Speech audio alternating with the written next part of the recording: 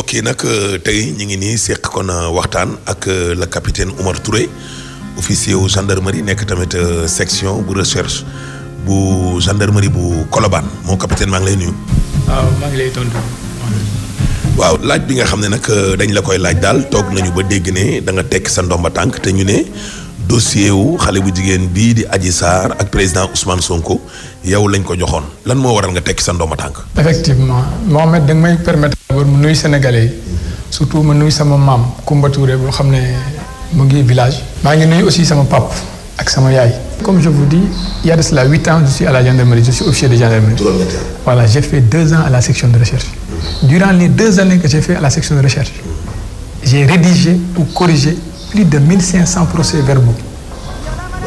Malheureusement, je tiens à témoigner ceux qui sont à la section de recherche. Malheureusement, c'est l'affaire la plus simple que ma crédibilité a été remise en cause. Donc ce qui fait que aujourd'hui, je pense que j'ai le droit d'informer les Sénégalais pour ñu yegg ko. Mais bii moo tax ñu may topp ñu may déglu ñu may xool samay déplacement. En fait, gis nga balaa may egg si lii gis naa dem naa rencontrer sama commandant ma expliqué ko ne ko mon commandant moom xam na ma il me connaît très bien il a entièrement confiance en moi et ça je le sais Mbengue waaw et je sais qu'il a entièrement confiance en moi gis nga quand je vous donne ma parole je la tiens je lui ai dit mon commandant gars yi ñu ngi may topp te ni ñu may toppee xam naa ne dañuy déglu parce que dañuy anticiper samay mouvement donc s'il continue comme ça je vais démissionner moi j'ai pas besoin de prouver à quelqu'un que je suis crédible c'est-à-dire man sama principe mooy la crédibilité donc je ne prouve pas à quelqu'un que je suis crédible je le suis point. Maintenant je voudrais expliquer la raison de cette démission xam nga lu tax ma jël décision wax ak sénégalais bu ma publier sama démission sama page Facebook ay autorités gendarmerie woon nañu ma li ma ne mun nga wax ne que yow sa page Facebook que dañ ko piraté c'est pas le haut commandant qui m'a appelé ni le c'est des autorités avec qui j'ai de très bonnes relations ñu ne ma mun nga wax ne dañoo piraté sa compte ma ne ko non ça c'est moi qui l'ai écrit. xam nga je vous disais que à un certain moment je me sentais donc c'était mon honneur qui était remis en jeu parce que bu ñu ma woowee di ma wax ne naa wax ne que dañoo piraté sama compte ma ne non je ne dirai pas ça parce que lii man maa ko bind.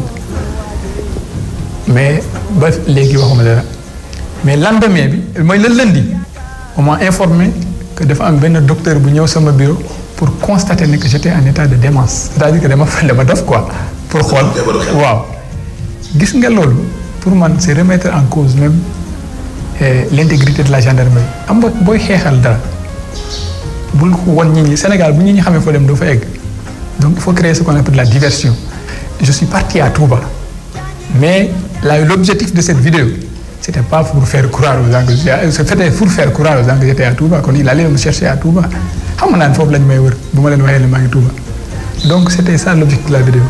léegi ñi la doon topp loolu ñan lañ. léegi ñi ma doon topp mooy waa renseignement c'est-à-dire il y a ce qu'on appelle les renseignements c'est-à-dire je voudrais pas trop développer c'est-à-dire dama bëggul aussi dem ba divulguer beaucoup de choses mais xamal ne c'est l'État du Sénégal qui a engagé des personnes ñoo xam ne ils travaillent ñu may topp c'est-à-dire c'est pour voir xam nga affaire boobu fu mu jógee c'est quand le procès verbal de Adji Sarr a fuité c'est-à-dire bu ma defee sama enquête ba pare man ak commandant Abdou Mbengue xam nga commandant Abdou Mbengue bu ñu def enquête bi man la woo ci bureau am jox ma enquête bi te bu may jox enquête bi aussi c'est le fruit du destin c'est-à-dire moom bu mu koy defu ko ndax man fii laa dëkk ba xoolee laa dëkk c'est parce qu'il a confiance en moi et il sait que je n'ai jamais été partial mais nag toutefois saa yu ma mënee jàppale nit te yàlla tax dama koy jàppale c'est-à-dire tout le temps quand je sais que c'est injuste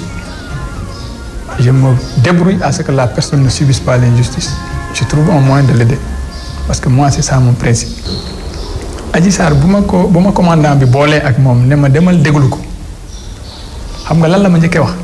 mu ne ma tonton est-ce que lii duma créer problème Kamil baa ngi ni balaa may commencer en fait damay waat c'est-à-dire man kenn xamee wu ma caaxaan je suis un très bon musulman ma ne ko lu tax ngay poser loolu mu ne lii est-ce que sama patron dina ko yëg ma ne ko kan mooy sa patron mu ne sama patron mu ngi hôpital Fann quoi ma ne ko pourquoi mu ne ma bu ko yéegee dinaa am problème donc vous vous imaginez nit di porter plainte contre c'est-à-dire le premier opposant d'un État africain di la laaj est-ce que patronam dina ko yëg est-ce que vous pensez que nit ku conscient dina wax loolu.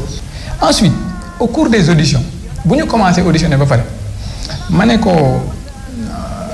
Adji jox ma sa carte d'identité xam nga booy jël auditionner nit vous prenez d'abord sa pièce d'identité nga ñëw nga enregistrer ko nga enregistrer d'abord son nom ensuite vous demandez à la personne de vous dire le nom de son père de sa mère et tout ça. Mais dans toute son audition lu mu wax rek day bëgg a génn di bëgg a laaj ma ne ko fii nag bu ñu commencé dañuy dem ba pare.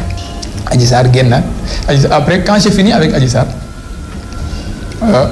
il fallait maintenant entendre un de ses amis Sidi que j'ai entendu Sidi bu ma ko dégluwee ba pare ils sont sortis. Il y a le capitaine Diouf qui est venu me rejoindre au bureau. mu ñëw mu dugg ci bureau bi ma expliqué ko ce qui s'est passé après mu ñëw ci audition Mbaye bi Sidi Mbaye mu bokk ci léegi avec les questions qu'on a posées bu ñu paree Mbaye aussi il a eu peur parce que le capitaine a posé des questions rigoureuses mu génn et que capitaine Diouf génn bàyyi ñu foofu parce que dañ ko woowoon sur une autre affaire léegi Mbaye aussi quand il a fini il a signé le PV il revient vers moi il me dit est-ce que duma ci am problème yàlla moo na ma est-ce que duñu ci am problème ma ne ko bu fekkee ne li ngeen di wax am na mais y a pas de souci ma ne ko ici les gens sont impatients.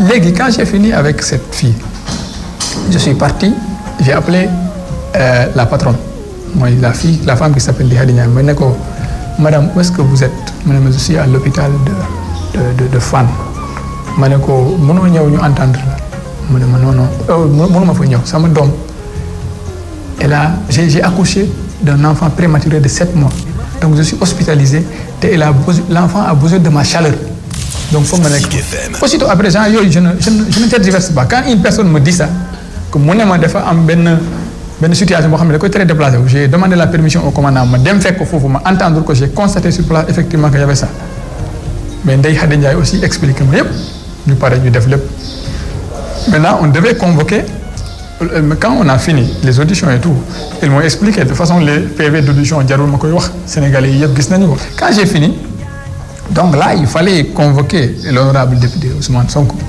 pour mu ñëw après avoir entendu tous les témoins fait tous les actes je voulais aussi revenir sur un fait gis nga y a eu des prélèvements qui ont parce que Adji Sarr bu ñu ko entendre ba pare c'est-à-dire il fallait l'amener à l'infirmerie pour ñu examiner ko xam nga nit bu waxee ne dañ ko violer dañ koy yóbbu souvent le médecin regarde et j'ai demandé à un gradé de l'unité mu jël ko yóbbu ko à l'hôpital principal pour ñu xool ko mais il s'est trouvé que au lieu de l'hôpital principal ils sont partis à l'hôpital général de Grand Yoff en général on va là-bas alors que la fille dans son audition lenn loo xam ne nee na moo ko bind que moom guddi gi dañu ko jël yóbbu c'est ça les gens ont lu mais dafa dem ñu yóbbu ko foofu on l'a mis sur une table ñu xëccal ko ay affaires après def ko ci ay affaires denc donc je me suis dit que ce qui s'est passé c'est que c'est le prélèvement de la nuit donc ce prélèvement là il n'est pas crédible parce que quand on prélève avant la réquisition donc la preuve là n'est pas recevable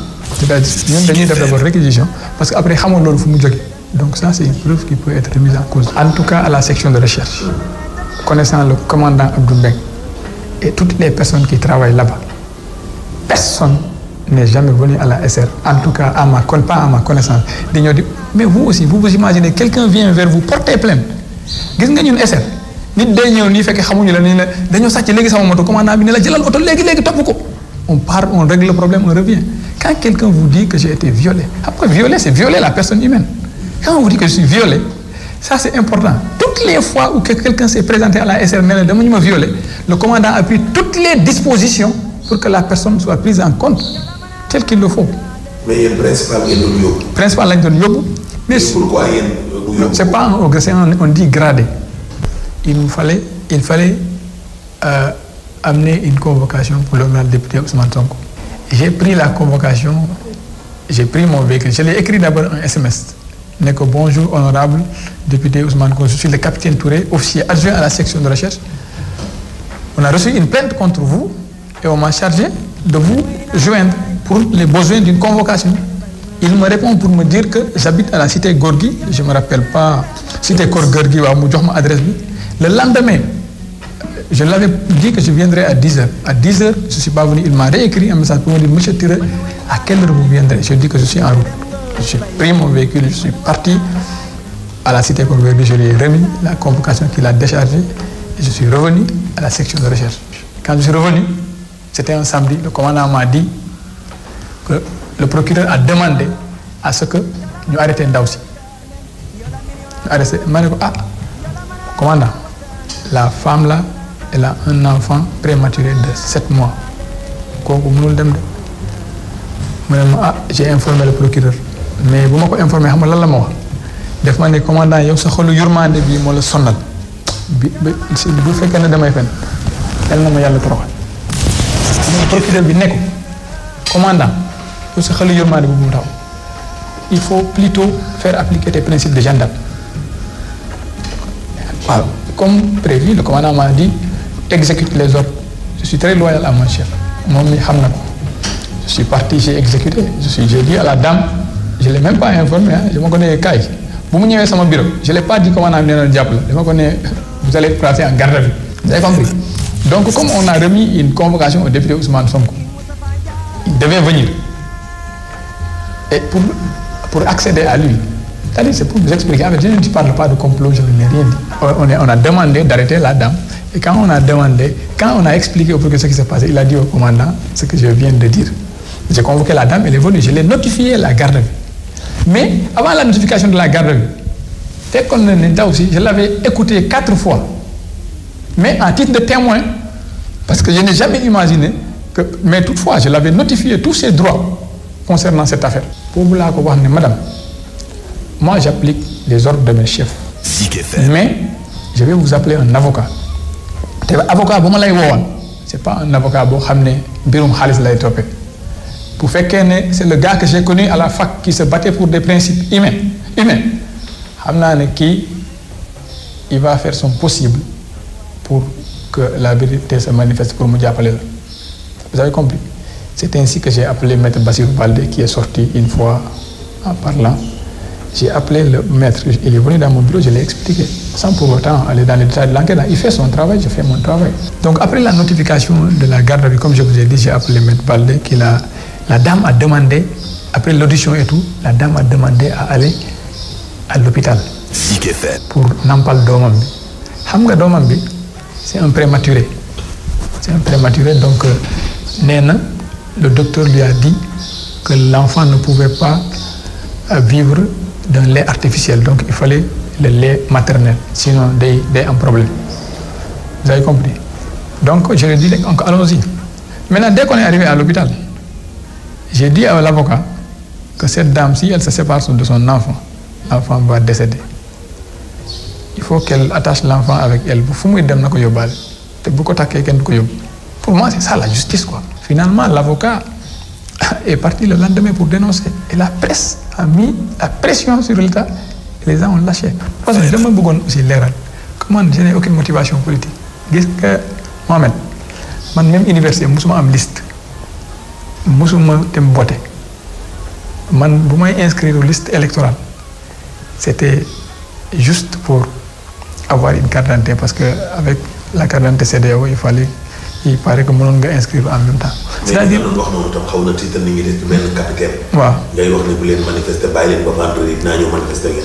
vous savez, quand vous cherchez, moi je suis un militaire comme je vous dis, de ma stratégie. Quand vous voulez un résultat, il faut demander plus grand. Même quand vous voulez demander du carburant à l'État, vous voulez 5000 litres, demandez 10 000 litres, vous aurez vos 5000 litres. Donc quand tu demandes la démission, avec ce que je sais, ils avaient peur que la jeunesse me suive. Donc ça a joué. Je ne sais pas dire que je suis la cause, mais je sais que ça a joué. Adji Sarr bi mu lay wax naan la sama patron baat du ko yëg. Sidi Mohamed Mbaye tam ne la baatuma ci am problème. Léegi seen place yooyu ginnaaw audition ba pare ñu ñëwaat ci yow naan la ñun maa dañ ci am problème. waaw. maanaam kon daal dafa nekk nit ñoo xam ne dañ leen doon utiliser lañ xanaa. en fait en tout cas moi c'est la première fois que ñu violé nit mu ñëw sama bureau porter plainte et après muy dellu di ma naan est-ce que duma si am problème. comme ni ma la wax non li ma tax a jóg c'est pour dire xam nga Sénégal fu ñu toll actuellement à cause de cette affaire il y a eu beaucoup de personnes qui sont mortes il y a eu beaucoup de problèmes gis nga pourquoi j'ai demandé à ce que les personnes responsables démissionnent lii moo tax. pour yow complot la quoi. mënuma wax complot comme ni ma la wax encore une fois moi j'explique ce qui s'est passé gis nga bu ma demee ba remettre sama démission donc j'ai besoin d'expliquer que ñi ñi yegg ko après je vais me rendre à mes autorités militaires ils vont faire la procédure me concernant. Ce que j'ai dit je ne regrette pas et je l'assume je n'ai aucun problème. pour yow après dañ lay jàpp. je vais non gis nga yaakaar naa ne man bu ñu may jàpp c'est-à-dire j'ai pas peur que ñu jàpp ma gis nga formation bu ma def moo gën a métti ay jàpp. tous les responsables dans cette affaire une enquête doit être ouverte ñooñu ñëpp ñu jàpp leen le procureur mooy li ma la wax comment on peut nit wax la ne xale bi 7 mois la am nga ne ko non non yow sa xolu yurmande bu fekkee ne c'est un procureur de la République xam nga on est un procureur de la République pas un procureur du président de la République bu fekkee procureur de la République la vraiment yaakaar naa ne bu ñu la waxee loolu war nga nangu mais nga wax loolu ba nit ñi dem hôpital on a créé un scandale là-bas. hôpital bi je tiens à témoigner tout ce qui était à l'hôpital ba minuit foo xam ne des enfants sont en réanimation là-bas ñu nekk fa di indi fa ay coow c'était vraiment triste. ñan ak ñan ñoo war a démissionner pour yow. à mon avis xam nga nag loolu damay bàyyi sénégalais yi juge te man wax naa li may wax c'est-à-dire sénégalais yi bu ñu fekkee ne que man li ma wax nii ça vaut la peine que le procureur de la République démissionne ou que le ministre de la Justice démissionne. yaakaar naa jar na vous savez le ministre de l'Intérieur moi je considère que c'est un collègue du ministre de la Justice normalement war na xam luy xew. mais pression bi wala ñu lay topp rek moo tax nga. non démissionné wala. du loolu rek c'est parce que comme je vous dis mes principes ont été bafoués vous savez quand je suis un officier de gendarmerie ñu may topp di guetter si oui ou non je suis entré en contact avec une personne. PV bi tam am ñu dindi. hein. ma ne PV bi tamit am yoo xam ne dañ ko dindi. PV bi dindi wuñu ko. dañu ko deful parce que le procureur nous a mis une telle pression qu'on ne pouvait pas terminer. ça je li ngeen joxe ak li am. non am na lu des y a des j'ai le carnet de déclaration am na affaire yoo xam ne on l'a pas mis dans le PV ça je le dis c'est pour l'honneur de la gendarmerie en fait gis nga la gendarmerie dans cette affaire est restée debout jusqu'à la fin vous savez si la gendarmerie avait fléchi le pays allait dépasser ça donc nous on a été vraiment. C'est-à-dire, aujourd'hui, je me considère comme démissionnaire. Mais il faut accepter que dans cette affaire, la gendarmerie a été vraiment cruciale. non xam nga gars yi doon wax naan am na sax d'ailleurs ay benn gendarme ak benn policier. yoo xam ne arrêté nañ leen. ak ñeneen ñoo xam ne tamit fi mu ne nii ñu ngi leen di surveiller. maanaam Sonko dafa am sax ay militants. dans l'armée. léegi je voulais vous dire une chose xam nga mooy li ma bind ci sama démission je disais que je défie quiconque de produire une preuve matérielle. à part le message bu ñu yónni wante ak bu ma demee këram que j'ai eu un contact avec Sonko wala avec une personne autre que peut-être il y a certains avocats moi je suis officier de gendarmerie je suis un enquêteur am na par exemple maître Tall vous vous rappelez l'affaire de la drogue là les 675 kilos c'est maître Tall qui était l'avocat du blanc donc lui c'est normal qu'on entre en contact parce que c'est moi qui prenais l'audition du blanc kooku boo gisee numéro am sama téléphone c'est parce qu'on parle bu fekkee du loolu mais je te dis tous les Sénégalais waxuma seulement la gendarmerie ou la police tous les Sénégalais ku am preuve que dama entrer en contact ak Ousmane Sonko wala un de ses avocats na ko produire. yow daal si kaw gàttal jàpp nga ne manipulation daal am. mënuma wax loolu de manière très claire. mais sànq sa biir wax dëgg ko quoi. En fait comme je te dis encore une fois damay bàyyi Sénégalais yi ñu tirer ay conclusions c'est-à-dire waruñu làkk suñu réew. si dans ces genres de détails. non maanaam ku ñu violé mu ñëw. waaw porte plainte ba pare ñu déglu la ba pare nga ñëwaat. waaw ne mbaa lii du ma ci am problème. waaw comme si yow dañu la yónni ne la demal porte plainte. loolu laa la wax gis nga comme je l'ai dit au départ moi j'ai établi plus de 1500 procès-verbaux c'est l'affaire la plus simple de toutes les affaires que j'ai faites c'est-à-dire moo tax ma ne la boo bëggee xam man maay kan il faut aller écouter les gens avec lesquels je travaille ñooñu mën nañ la expliquer kan mooy capitaine Touré moi je ne suis pas violent c'est moo tax comme ni ma la sama vidéo boobu mu fuité tout ce qui ma ko des mu appelé mu ne ma mais mon capitaine yow yaa nekk si vidéo bi man leen man la de mais comme je vous dis gis nga boo bëggee dem fenn bu nit ñi xamee fi ngay dem. doo fa yegg moo tax tu es obligé. léegi cette émission. waaw boo paree fii nga koy yóbbu.